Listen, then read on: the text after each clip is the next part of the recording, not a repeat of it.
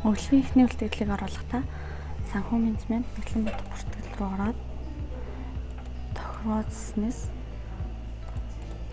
эхний үлдэгдлийг сонгоод өглөөний эхний үлдэгдлийг сонгоно. За нэмэгт товч дараад өглөө харилцагч бүрээр нь бүртгэн. За заавал бүглэг талбарууд нь урталтай хоцтой байгаа. За одоо жишээ нь бүгдээрээ за энэ админ гэдэг хэрэглэгч дээр төгрөгийн өглөгтэй байсан гэж бодъё. За 15,000. За хадгалах.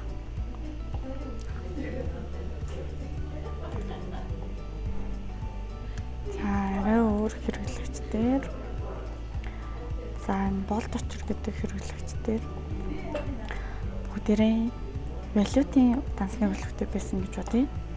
За тэгвэл энэ нь болохоор шууд Монгол банкны ханш татна. Өнөөдрийн ханш.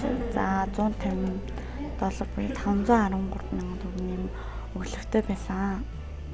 За бүгдээрээ өглөгөө оруулаад чеклээд баталгаажуулах дарна.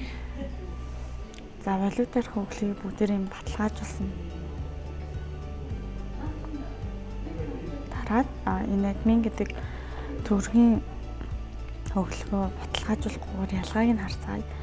Баталгаажуулах дарснаар гүйлгийн баланс болон эхлэлийн баланс дээр нөлөөлж харагдана. За эхлэлийн баланс дээр орохоор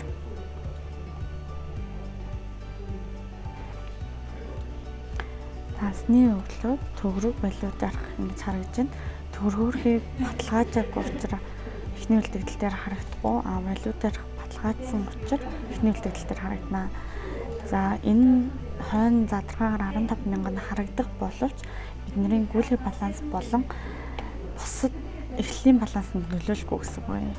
За тэгэхээр бүгдээрээ энэ валютаарх энийг буруу байсан гэж үзвэл цуцлахаа дараад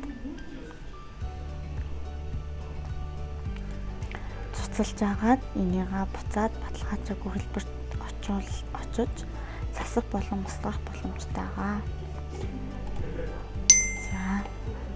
За мэдээж дандаа энэ дээр амжилттай устгаглаа гэсэн үйлдэлийн мэдээлэлүүд байнга гарч ирнэ. За үүнийг баталгаажуулж тайландаа нөлөөлнө.